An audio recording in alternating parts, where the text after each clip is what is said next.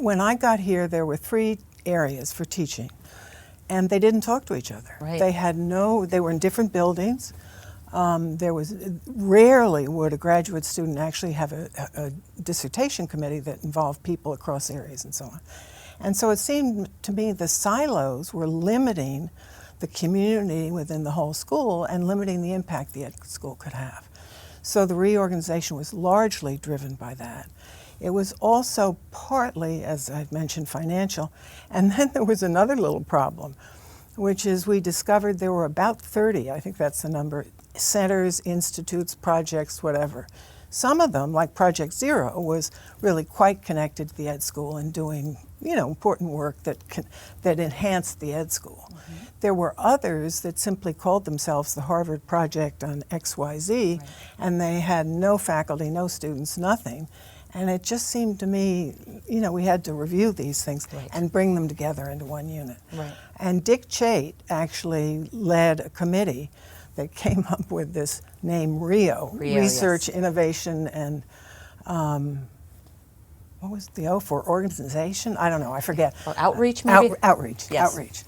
And the idea of bringing them together, and Keith Collar we hired to oversee that branch. That made a lot of sense, I thought. And I think the mission of any ed school or any institution like the ed school basically is to find ways to improve education through teaching and research. Mm-hmm. Now, you obviously are going to put more emphasis on one foot rather than another.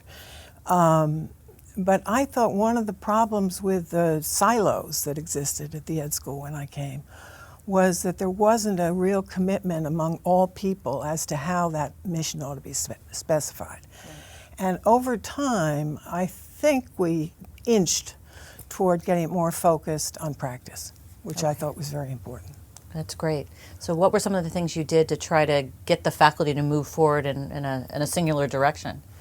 Well, moving a faculty in a single direction is not something one can do ever, let alone at Harvard. But I think one of the things we did was we began to have meetings of the faculty of the whole.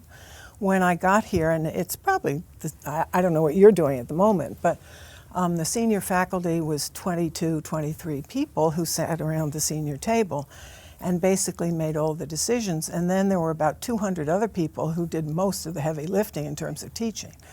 So we began to have meetings that included the faculty of the whole. The senior faculty, of course, still made decisions about appointment and tenure and so on. But I thought that the purpose of that was to try to get everybody a little bit more on the same page. Right. So no, we definitely continue the faculty of the whole. Good.